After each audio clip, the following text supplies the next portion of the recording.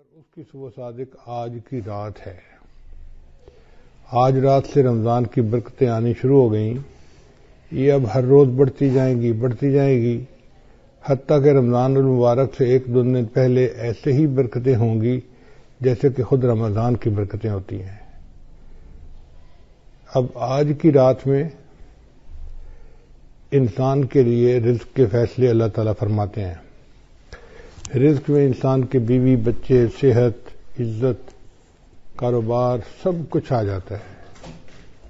جو کچھ بھی ہے وہ رزق میں شامل ہے۔ ہم سارا سال رزق کے بارے میں شکایتیں کرتے رہتے ہیں۔ کوئی کہتا ہے قرض نہیں اترتا، کوئی کہتا ہے کہ مجھے انکم کم ہے، کاروبار میں فائدہ نہیں ہوتا۔ بجائے اس کے کہ ہم سارا سال شکوے کریں، بہتر یہ ہے کہ جب اللہ تعالیٰ نے رزق کے فیصلے فرمانے ہیں تو اللہ تعالیٰ کے سامنے عاجزی کر لیں کہ اللہ تعالیٰ ہی خیر کے فیصلے فرما دے۔ جو لوگ غیر شادی شدہ ہیں وہ اپنے لیے اچھے رشتے مانگے، نیک دیندار۔ جو شادی شدہ ہیں اور بے اولاد ہیں وہ اپنے لیے اولاد کی دعائیں مانگیں۔ جو صاحب اولاد ہیں وہ اولاد کی نیکی کے لیے دعائیں مانگیں۔ جو بیمار ہیں وہ صحت کے لیے دعائیں مانگیں۔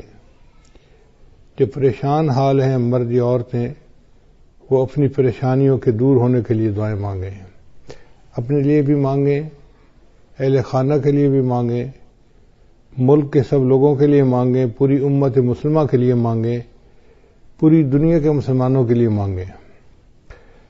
یہ وقت پوری امت کے مسلمانوں کے اوپر بہت مشکل آ گیا ہے۔ اے خاص اے خاصان رسول وقت دعا ہے، امت پہ تیری آ کے عجب وقت پڑا ہے۔ آج کے دور میں روٹی اور رزق زندگی کا نصب العین بن گئے ہیں۔ ایسے لگتا ہے کہ انسان دنیا میں آیا ہی اس لیے ہے کہ مجھے اچھا کمانا ہے اور اچھا کھانا ہے۔ یہ مقصد زندگی نہیں ہے، یہ ضرورت زندگی ہے۔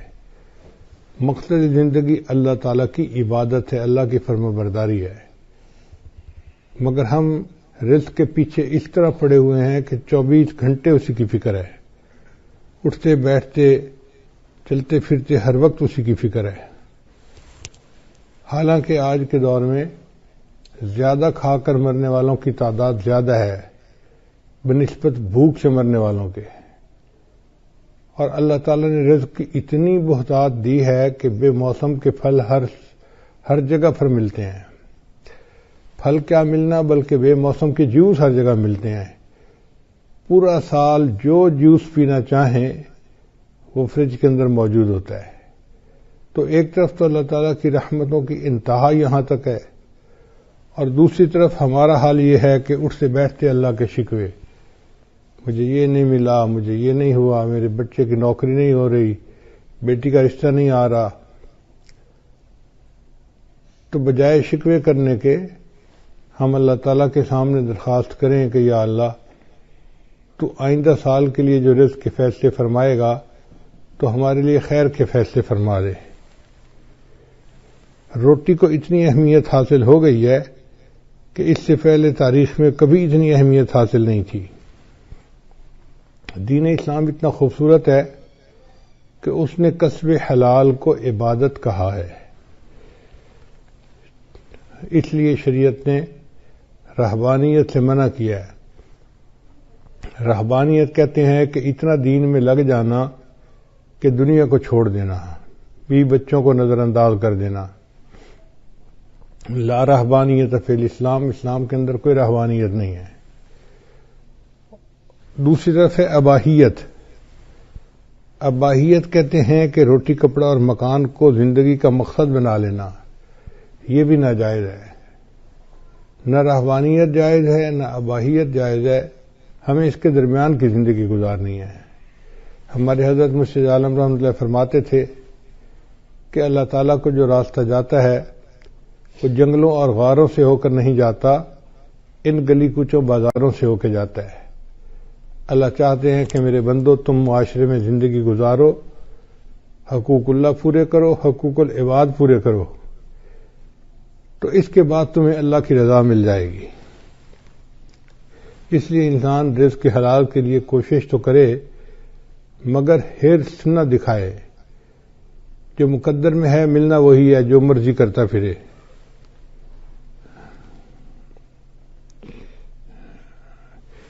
یہ جو ہمارا پیٹ کا مسئلہ ہے نا، یہ صرف موت تک کا مسئلہ نہیں، موت کے بعد کا بھی مسئلہ ہے۔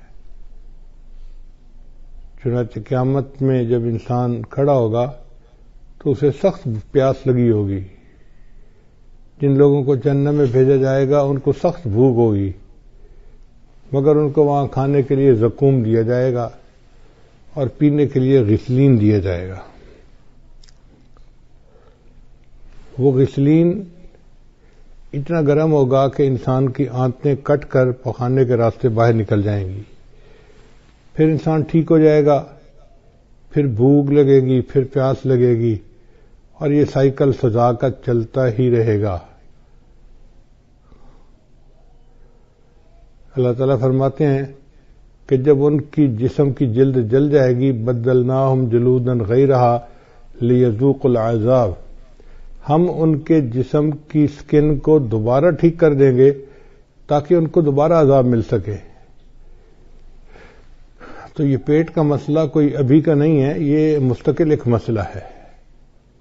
ہم اللہ تعالیٰ سے دنیا کے رزق کی دعائیں بھی مانگیں اور نیک اعمال کی توفیق بھی مانگیں۔ آج کے دور میں جو بندہ مال کما لیتا ہے اسی کو لوگ اچھا سمجھتے ہیں، بھلے جھوٹ بول کے کمائے یا دھوکہ دے کے کمائے۔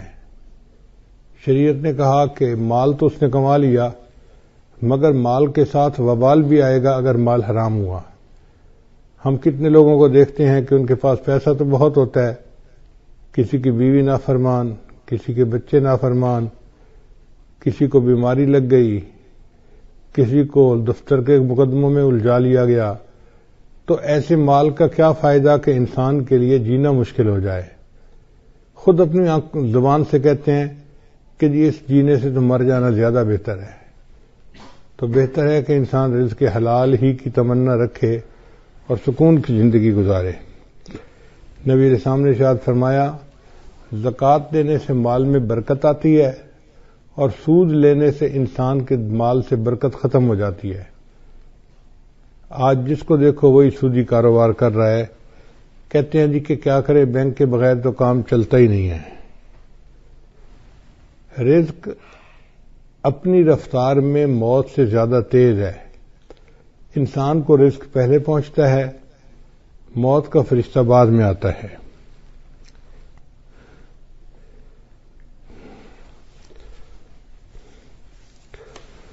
باجید بستامی رحمۃ اللہ علیہ نے ایک جگہ نماز ادا کی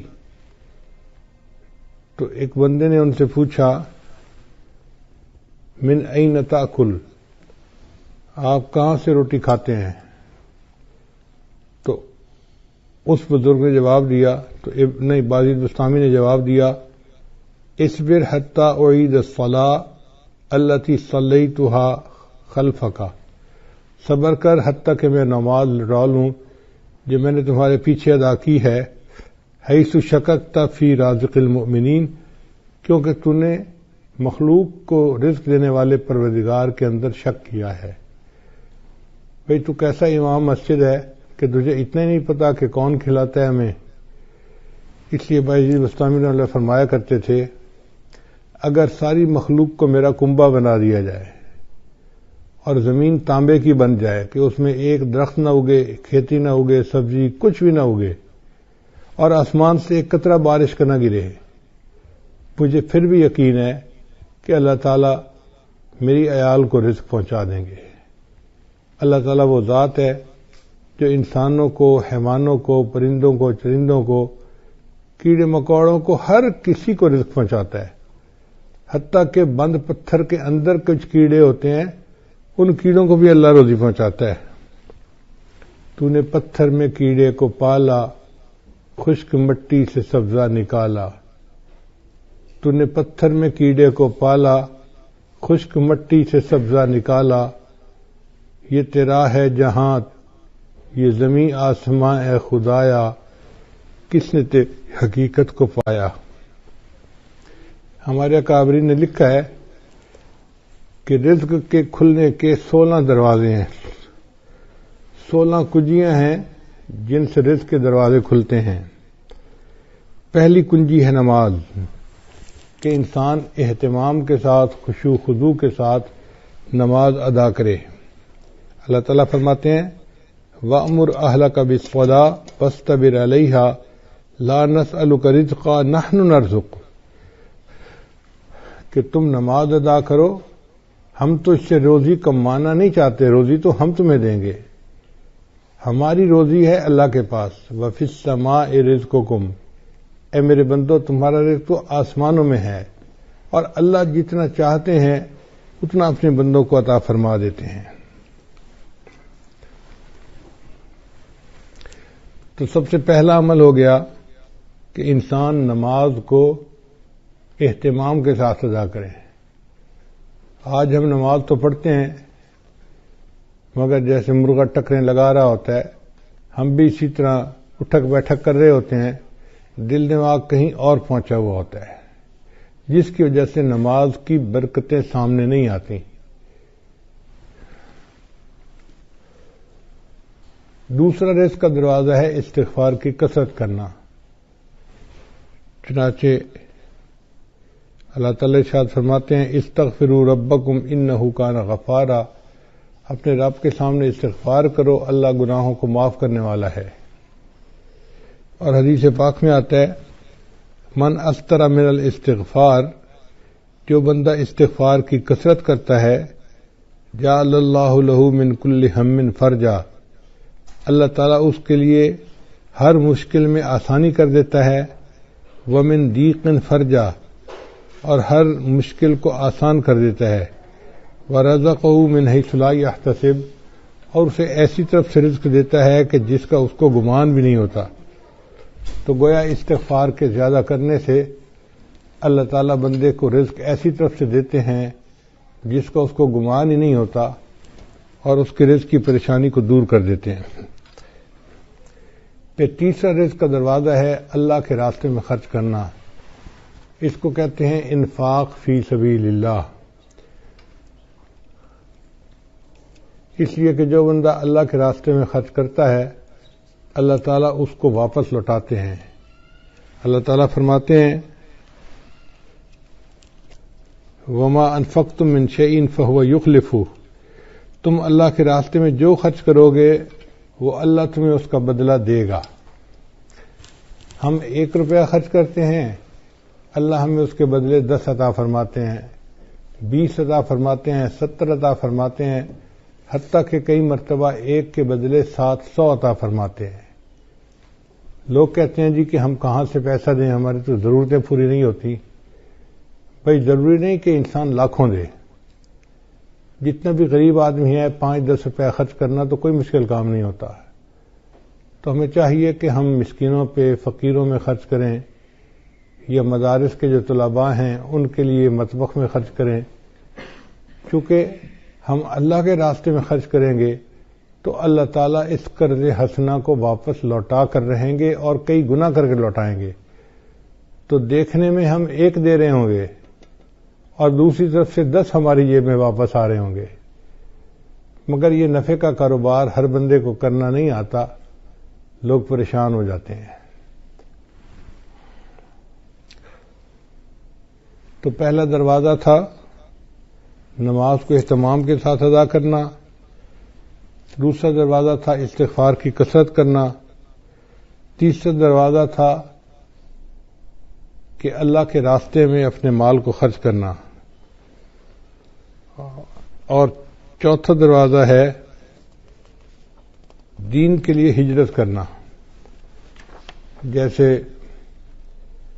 بعض لوگ سعودی عرب چلے جاتے ہیں یا ایک شہر سے دوسرے شہر چلے جاتے ہیں تو ان کے کام کاروبار میں برکت آ جاتی ہے، لیکن جن لوگوں کو اللہ نے وطن کی روزی دی ہوئی ہے وہ خوش نصیب ہیں، وہ اللہ کی اس نعمت کا شکر ادا کریں۔ ہر بندے کو یہ نعمت نصیب نہیں ہوتی۔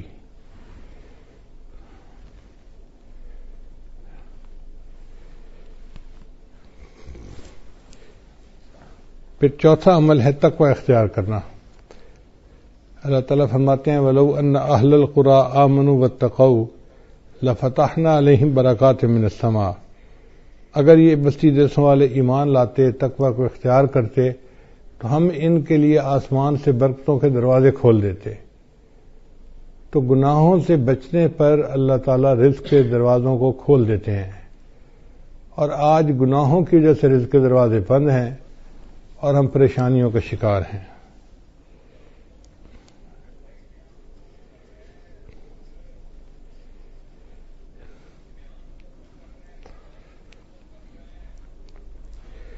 پھر پانچواں عمل جو رزق کے دروازے کھولتا ہے وہ ہے عبادت کی کثرت کرنا۔ حدیث مبارکہ ہے، اللہ تعالیٰ ارشاد فرماتے ہیں، یہ حدیث قدسی ہے، ابن آدم، اے آدم کے بیٹے، تفرغ لعبادتی، میری عبادت کے لیے تو فارغ ہو جا، املا صدرک انی واسد فقرک، املا صدرک غنن، میں تیرے سینے کو غنا سے بھر دوں گا اور تیرے فقر کو ختم کر دوں گا۔ تو دیکھیں، عبادت کرنے سے اللہ تعالیٰ سینے میں بے نیازی ڈال دیتے ہیں اور بندے کے فقر کو ختم کر دیتے ہیں۔ اس لیے اللہ کا ذکر کثرت سے کرنا، قرآن پاک کی تلاوت کرنا، نیکی کرنا، یہ انسان کے رزق میں برکت کا دروازہ ہے۔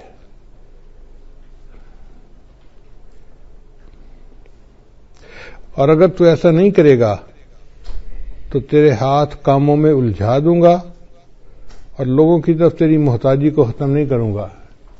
دیکھو کیسی عجیب بات کہی ہے کہ میں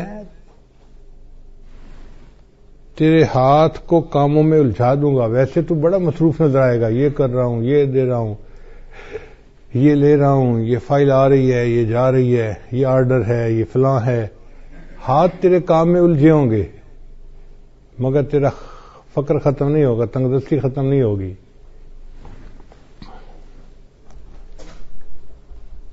اور چھٹا عمل جس سے رزق کے دروازے کھلتے ہیں وہ ہے حج اور عمرے کی کثرت کرنا۔ اگر اللہ تعالیٰ توفیق دے تو بندے کو چاہیے کہ کثرت سے عمرہ کرے اور بار بار حج کرے۔ دیکھنے میں تو حج اور عمرے پہ انسان پیسہ خرچ کر رہا ہوتا ہے، لیکن حقیقت میں وہی پیسہ اس کے لیے باعث برکت بن کے اس کو واپس اللہ لوٹا رہے ہوتے ہیں۔ چنانچہ نبی علیہ السلام کے پاس جب کوئی بندہ رزق کی شکایت کرتا تھا تو نبی علیہ السلام اسے مشورہ دیتے تھے کہ تم عمرہ کرو۔ عمرہ کر کے جو دعائیں مانگتا تھا تو اللہ تعالیٰ رزق کی پریشانی کو دور فرما دیتے تھے۔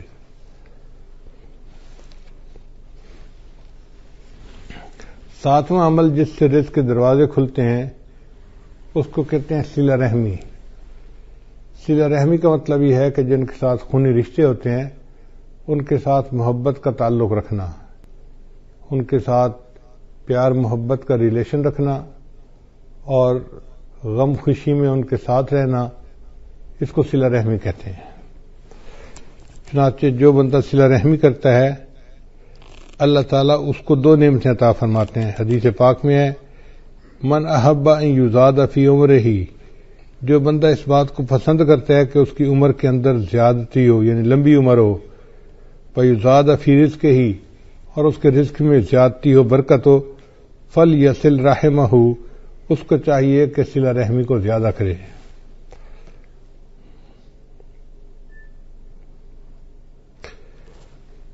پھر آٹھواں دروازہ ہے رزق کے کھلنے کا، کمزوروں سے حسن سلوک، کہ جو لوگ کمزور ہوتے ہیں، بیمار ہوتے ہیں، بوڑھے ہوتے ہیں، ان کے ساتھ حسن سلوک کرنا۔ حدیث مبارکہ میں آتا ہے کہ تمہیں اپنے کمزور اور ضعیف لوگوں کی وجہ سے نصرت ملتی ہے۔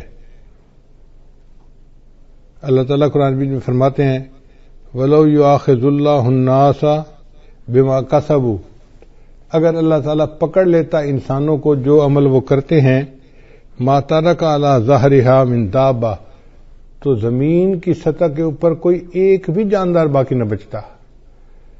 اگر اللہ پکڑنے پہ آتا نا جو تم اعمال کرتے ہو تو کوئی انسان نہ بچتا، کوئی جانور نہ بچتا، زمین کے اوپر کچھ بچتا ہی نہ۔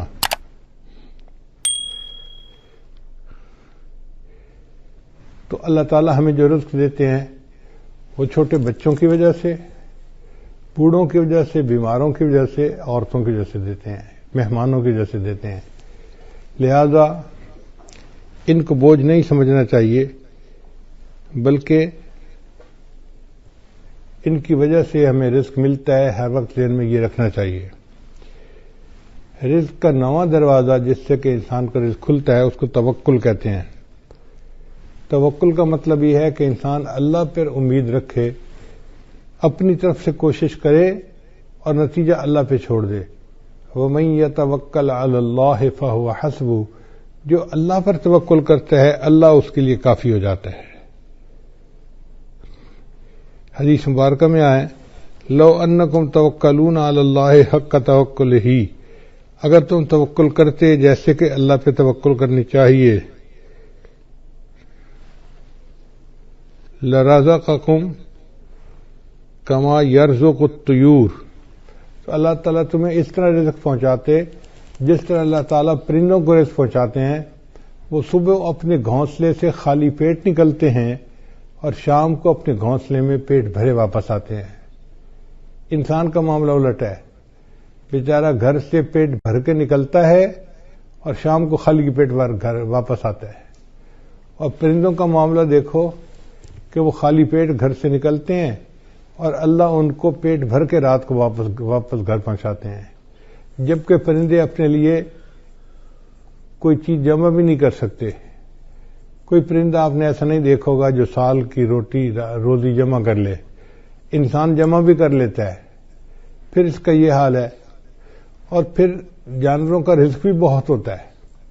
آپ اگر غور کریں تو ایک ہاتھی دن میں کتنا چارہ کھاتا ہوگا؟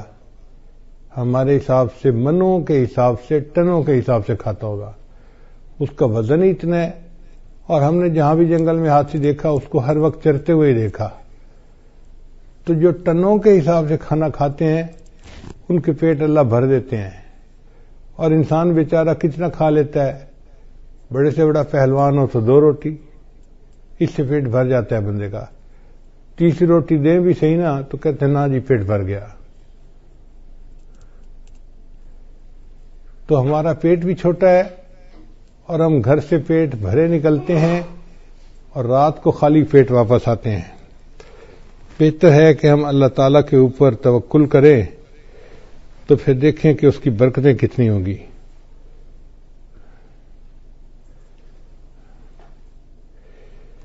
پھر 10واں دروازہ ہے انسان نعمتوں کا شکر ادا کرے۔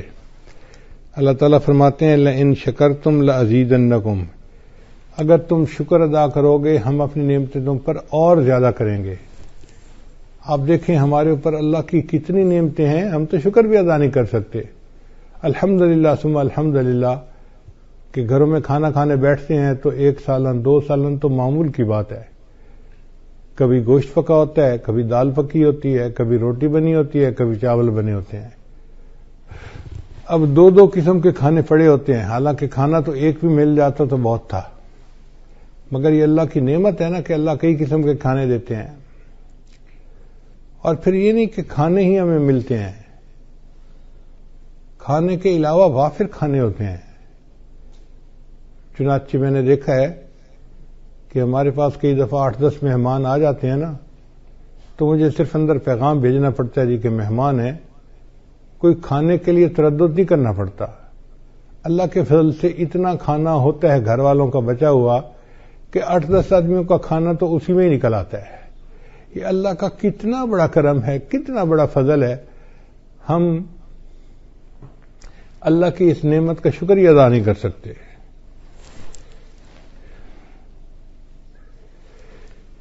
ابن عطا اسکندری رحمۃ اللہ فرمایا کرتے تھے من لم یشکر النعمہ فقد تعرض لزوالہا، کہ جس نے نعمت کا شکر ادا نہیں کیا اس نے نعمت کو اب زوال کے لیے پیش کر دیا کہ اللہ مجھے یہ نعمت نہیں چاہیے۔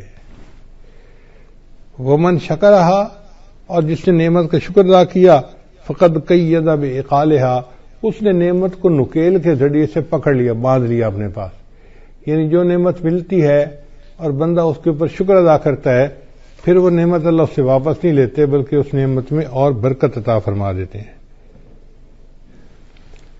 پھر 11واں دروازہ کہ جب بھی مرد اپنے گھر میں داخل ہو مسکراتے چہرے کے ساتھ داخل ہو اور اہل خانہ کو سلام کرے۔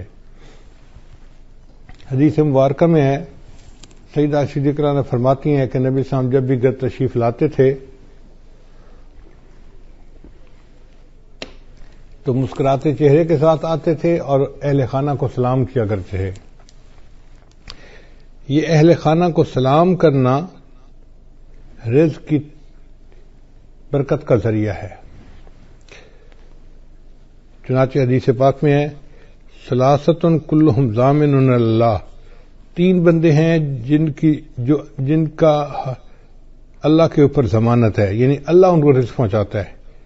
ان عاش رزقا، اگر وہ زندہ رہے گا تو اللہ روزی عطا فرمائے گا، وکفا، اور روزی ان کے لیے کافی ہوگی، وَإِن مَاتَ، اور اگر وہ مر جائے گا، داخل الجنہ، تو جنت میں اللہ ان کو داخل کر دے گا۔ یہ کون 3 بندے ہیں؟ ان میں سے ایک بندہ ہے رجل، وہ بندہ داخلہ بیتہ، جو اپنے گھر کے اندر داخل ہو بسلام، اور گھر والوں کو سلام کرے، وَهُوَ ضامن اللہ، وہ اللہ کے ضمانت میں آ جاتا ہے۔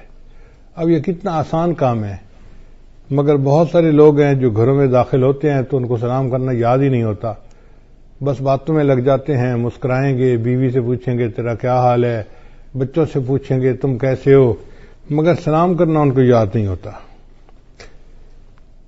پھر 12واں عمل والدین کی فرمانبرداری۔ چنانچہ ہمارے بزرگوں نے لکھا ہے کہ 5 چیزوں سے رزق میں برکت ہوتی ہے۔ ایک، جو بندہ صدقہ فرمادامت کرے، دوسرا صلہ رحمی کرے، تیسرا جہاد کرے، چوتھا ہمیشہ باوضو رکھے، اور 5واں والدین کی فرمانبرداری کرے۔ والدین کے فرمانبردار کو اللہ تعالیٰ رزق کی پریشانی میں نہیں ڈالتے، اس لیے ان کی خدمت کر کے ان کی دعائیں لینی چاہیے تاکہ اللہ تعالیٰ کی طرف سے برکتیں اور رحمتیں شامل حال ہو جائیں۔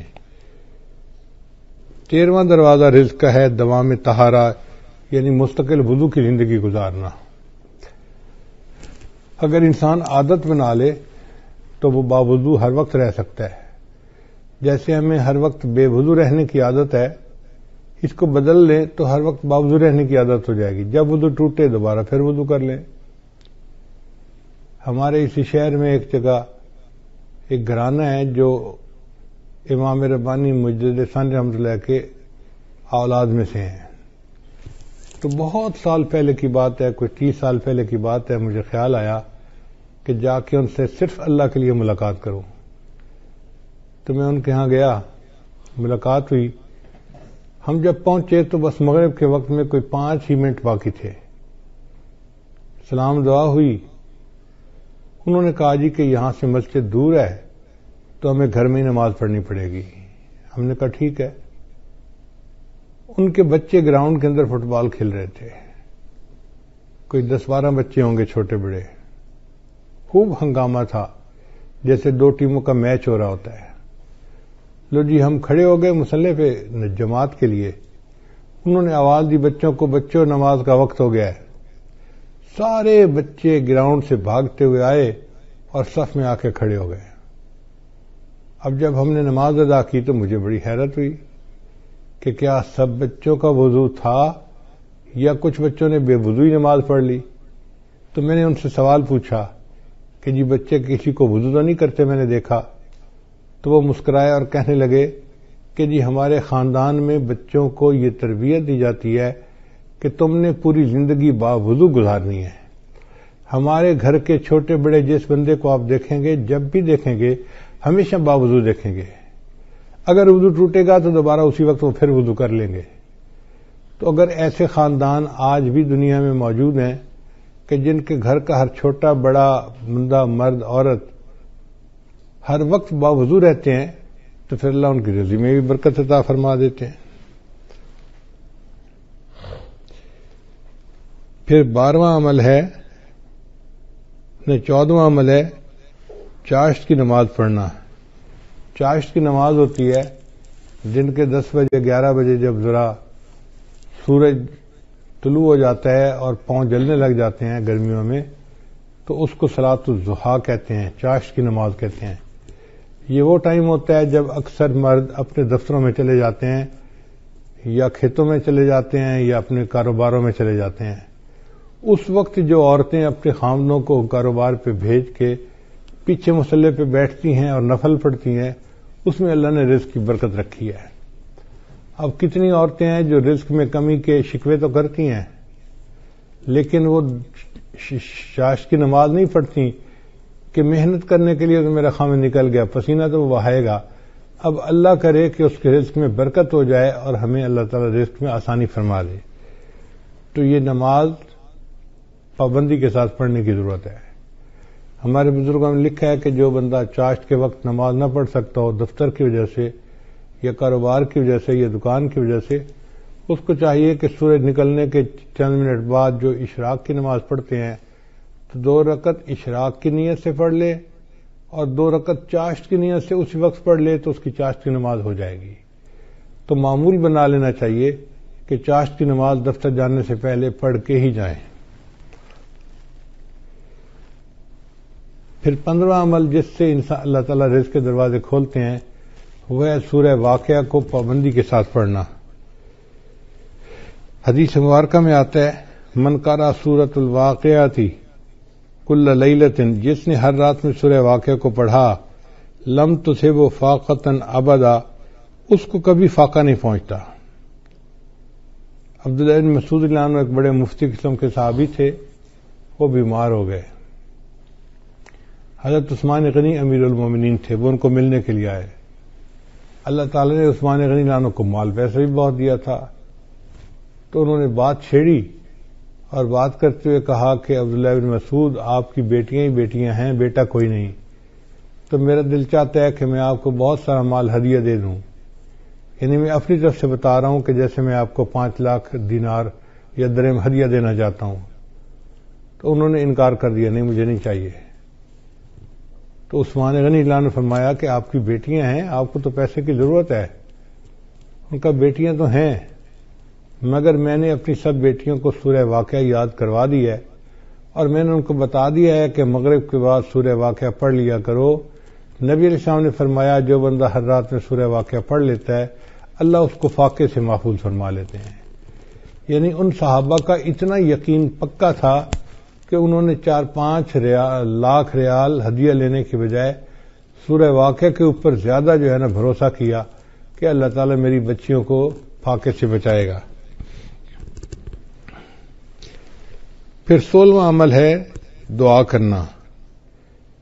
تو ہمیں چاہیے کہ ہم رزق کی برکت کے لیے دعا بھی کریں، جیسے آج کی رات قبولیت دعا کی رات ہے، اور اب سے لے کے جو آگے وقت آ رہا ہے یہ سب قبولیت دعا کا وقت ہے۔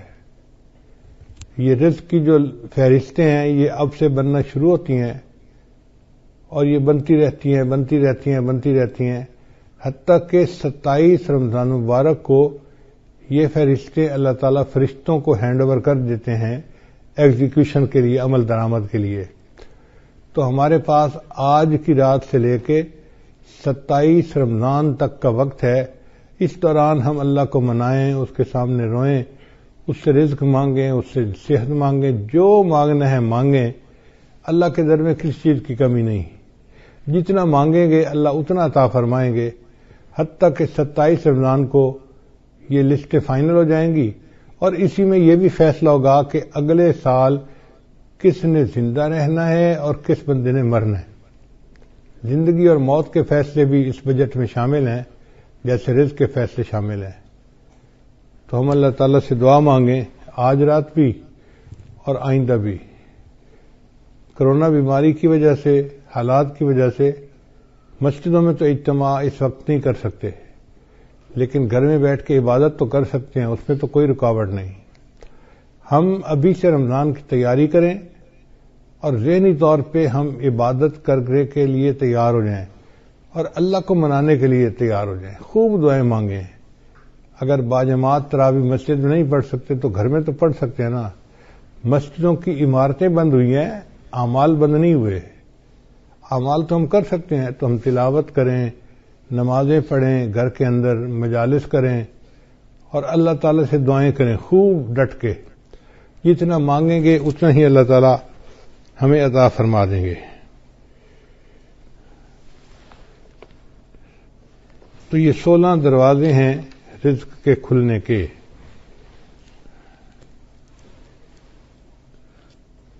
ہمارے بزرگوں نے فرمایا کہ کچھ اسباب ہیں تنگ دستی کے، یعنی کچھ ایسے اسباب ہیں کہ جن کی وجہ سے اللہ تعالیٰ رزق کو ذرا کم کر دیتے ہیں، بند کر دیتے ہیں، تو وہ جاننا بھی ضروری ہے. چنانچہ مختصراً میں بتاتا چلوں کہ جو بندہ کھڑے ہو کر جوتے پہن کر ننگے سر کھانا کھاتا ہے، اللہ اس کا رزق تھوڑا کر دیتے ہیں. اور اگر آپ دیکھیں تو آج کل کی دعوتوں میں یہی سلسلہ ہے. شادی بیاہ میں، ہوٹلوں میں، شادی ہالوں میں اکثر لوگ کھڑے ہو کے کھانا کھاتے ہیں، سر پہ کپڑا بھی نہیں ہوتا اور جوتے بھی پہنے ہوئے ہوتے ہیں.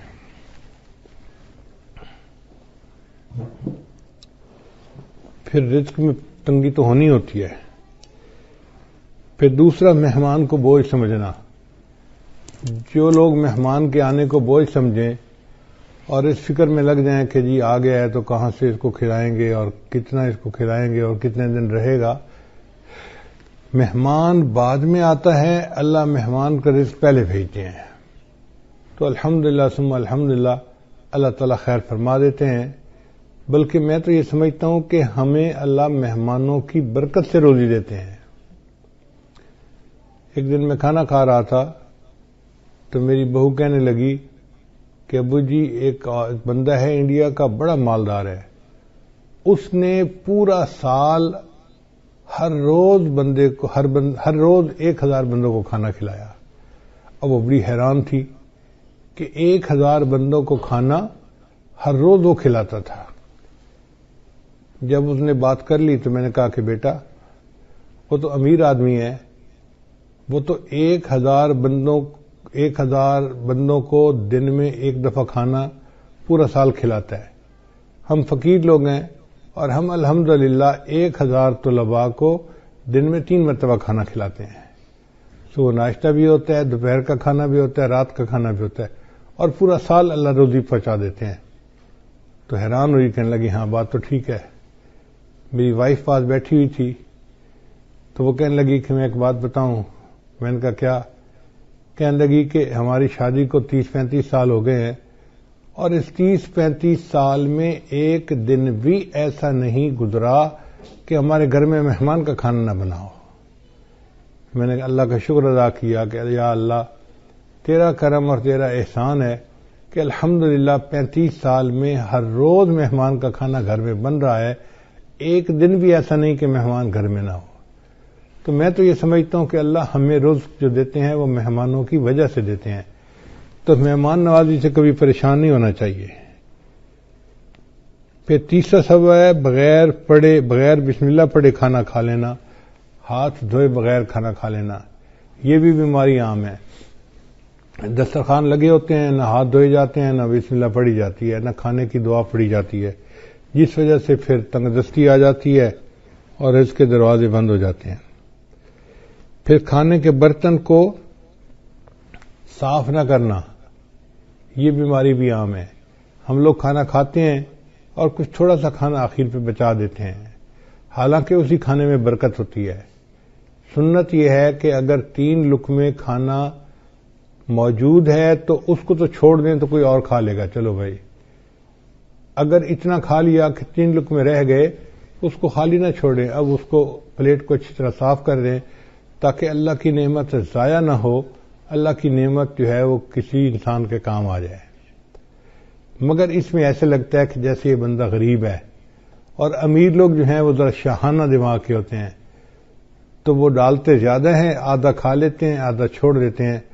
یہ جو آدھا کھانا اور آدھا چھوڑنا ہے یہ بھی رزق میں تنگی کا سبب بنتا ہے.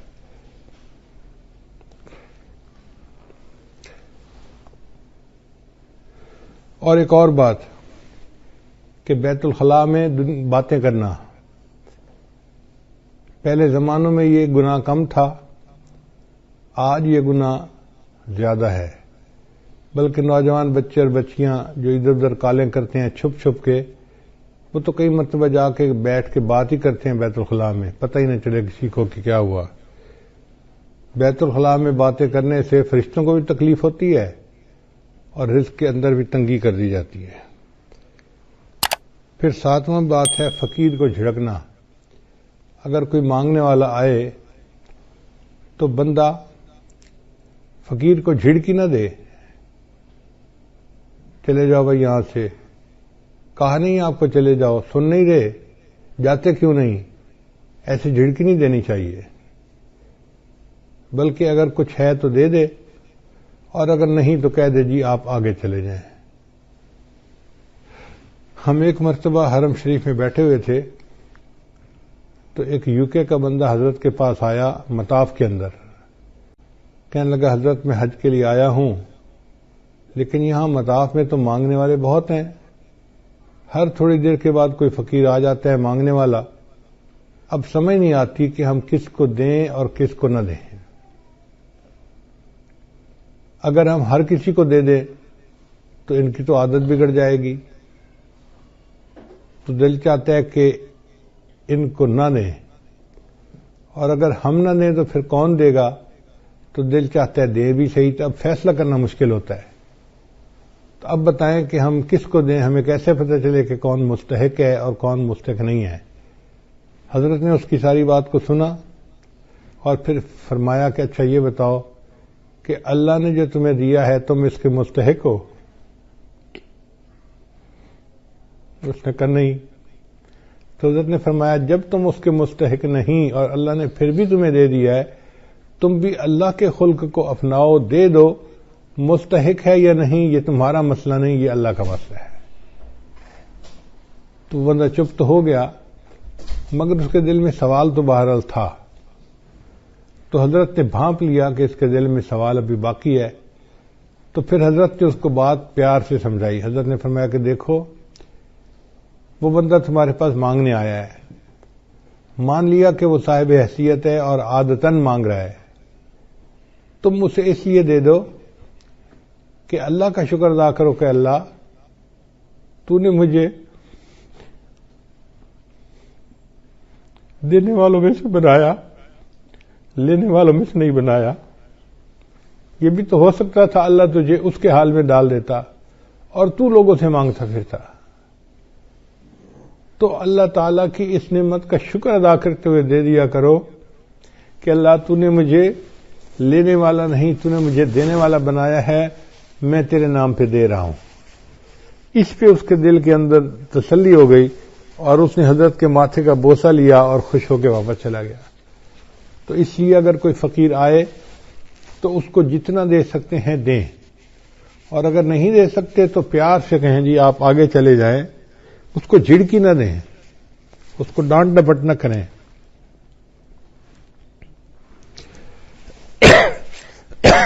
پھر مغرب کی نماز کے بعد بلا عذر جو بندہ سو جاتا ہے، اس سے بھی رزق کے اندر برکت کم کر دی جاتی ہے۔ اگر کوئی بیمار ہے یا کوئی عذر ہے تو اس میں تو شریعت اجازت دیتی ہے، لیکن عادت بنا لینا اس کو شریعت نے منع کیا ہے۔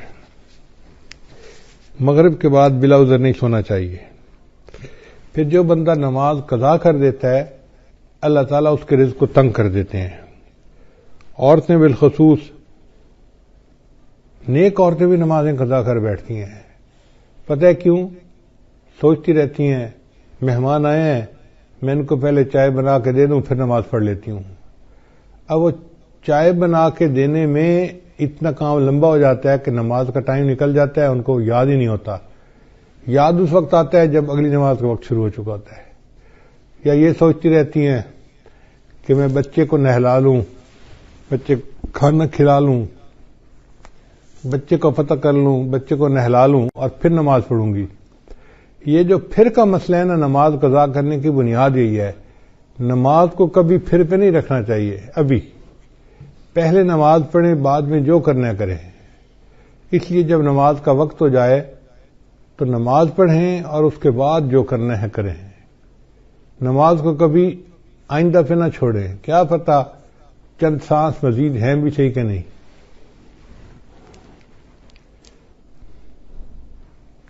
ہمیں ایک مرتبہ اس کا بہت عجیب تجربہ ہوا. ہم پشاور ایک اجتماع سے واپس آ رہے تھے تو لاکھوں لوگ تھے اس اجتماع میں. راستے میں ایک چھوٹی سی مسجد میں ہم رکے. ہم نے سوچا کہ ہم یہاں پر عصر کی نماز ادا کر لیتے ہیں. تو جب میں مصلی کے اوپر کھڑا ہوا امامت کے لیے تو ایک اور گاڑی آ کے رکی جس میں 4 بندے تھے. ان 4 میں سے 2 بندے مسجد کے اندر داخل ہوئے اور دوسرے 2 ان کے پیچھے تھے. تو پیچھے والوں نے ان کو کہا یار یہاں تو پہلے ہی نمازی کافی ہیں، چلو ہم عصر کی نماز آگے پڑھ لیں گے. تو جو اندر آئے ہوئے لوگ تھے نا وہ بھی باہر نکل گئے اور گاڑی میں بیٹھ گئے اور گاڑی چلی گئی. خیر ہم نے نماز ادا کی. پھر اس کے بعد ہم آگے چلے اسلام آباد کی طرف آ رہے تھے. کوئی 10 میل کے بعد ہم نے دیکھا کہ اس پہلے والی گاڑی کا ایکسیڈنٹ ہوا ہے اور ایکسیڈنٹ اتنا فیٹل تھا کہ چاروں کے چاروں بندے مر گئے تھے. تو ہم نے جب اس گاڑی کو دیکھا تو گاڑی کو تو پہچان لیا. تو لوگوں نے ہمیں بتایا کہ جی ایکسیڈنٹ اتنا برا تھا کہ ایک بندہ بھی نہیں بچا، سب مر گئے. اس وقت مجھے خیال آیا کہ یا اللہ اگر یہ رکے تھے جیسے نماز وہاں پڑھ کے پھر چلتے تو ایک تو وقت کی عصر کی نماز بھی ادا ہو جاتی اور دوسرا اس کی وجہ سے برکت بھی ہو جاتی. اب یہ انہوں نے عصر کی نماز ادا نہیں کی ہوگی، نیت تھی پڑھنے کی لیکن بن پڑھے دنیا سے چلے گئے. تو کون جانتا ہے موت کا وقت کتنا قریب ہے. اس لیے اگر پھر پہ ڈال دینا جی کہ پھر نماز پڑھیں گے تو اس میں نماز بھی قضا ہو جاتی ہے اور انسان نقصان بھی اٹھاتا ہے. ابھی نماز پہلے پڑھیں جب ٹائم ہو جائے. اور عورتوں کے لیے تو اول وقت میں نماز پڑھنا بھی زیادہ فضیلت ہے. بس اذان کے انتظار میں رہیں. گھر کے اندر ایک بورڈ ہونا چاہیے جس پر نماز کے ٹائمنگ لگے ہوئے ہوں. بچے بڑے اس بورڈ کو دیکھیں اور جیسے ہی نماز کا ٹائم ہو جائے بس وضو کیا، پہلے نماز پڑھی، بعد میں جو کرنا ہے بعد میں کرتے رہیں گے. پھر 11ویں چیز جس سے رزق میں کمی آتی ہے وہ ہے جھوٹ بولنا. جو بندہ جتنا زیادہ جھوٹ بولتا ہے اللہ اس کے رزق کو اتنا تنگ کر دیتے ہیں. اللہ اکبر. شاید آج ہمارے رزق کے اندر جو تنگی ہے اس کی بنیادی وجہ یہ جھوٹ ہی ہے. جھوٹ ہم نے انفرادی طور پر نہیں، قوم میں اجتماعی طور پر آ گیا ہے. جس بندے سے بات کریں وہی جھوٹ میں بات کرے گا اور اس کا نام ہم نے بہانہ رکھ دیا. جی میں نے اس کے سامنے بہانہ کیا. بیوی کہتی ہے میں نے خاوند کے سامنے بہانہ کیا. بیٹا کہنا ہے میں نے ابو کے سامنے بہانہ کیا. شاگرد کہتے ہیں میں نے استاد کے سامنے بہانہ کیا. حالانکہ یہ بہانہ صریح جھوٹ ہوتا ہے اور اس جھوٹ سے بچنے کی ضرورت ہے.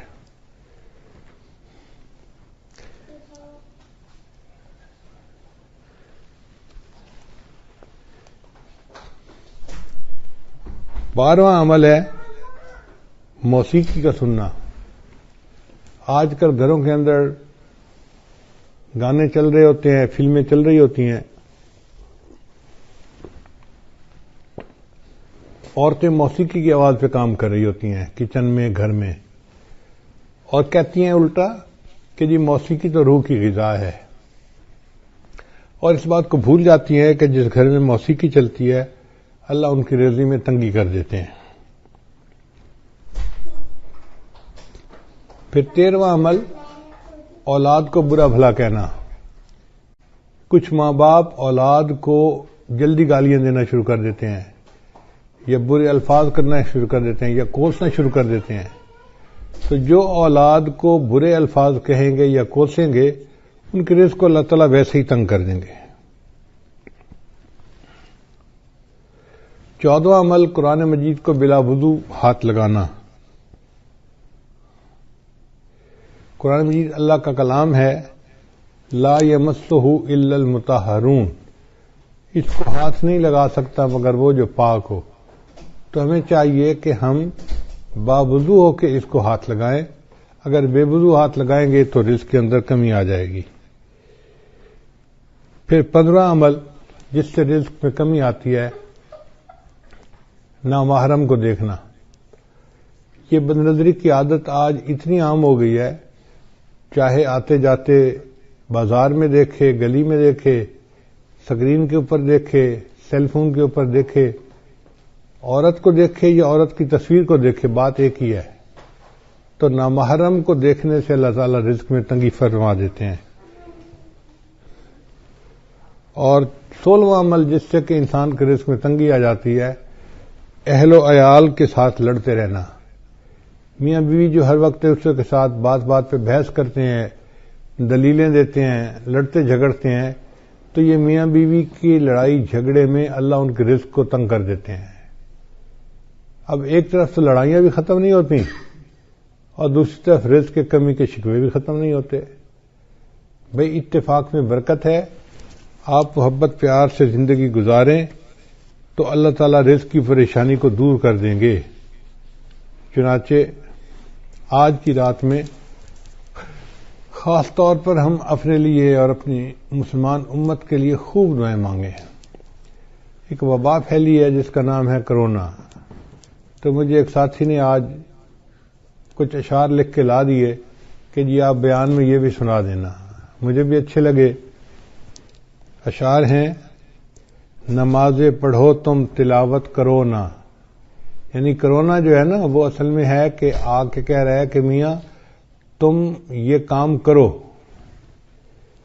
نمازیں پڑھو تم تلاوت کرو نا، گناہوں کو چھوڑو عبادت کرو نا، کرونا تمہارا نہ کچھ کر سکے گا، کرونا کے خالق کی طاعت کرو نا، پریشان کیوں ہو خدا ہے تمہارا، دواؤں سے اپنی حفاظت کرو نا، اٹھو چھوڑ دو کفر کی پیروی اب، غلامی سے نکلو عبادت کرو نا، نبی کی محبت میں داڑھی بڑھا کر نبی جیسی اپنی شباہت کرو نا، اگر چاہتے ہو دلوں میں حلاوت نگاہوں کی بھی تم حفاظت کرو نا، کرونا کا یہ بھی ہے پیغام طائر، خدا فدا رب کی چاہت پہ چاہت کرو نا، کہ تم اللہ کی چاہت پہ اپنی چاہت کو فدا کر دو، یہ کرونا کا پیغام ہے۔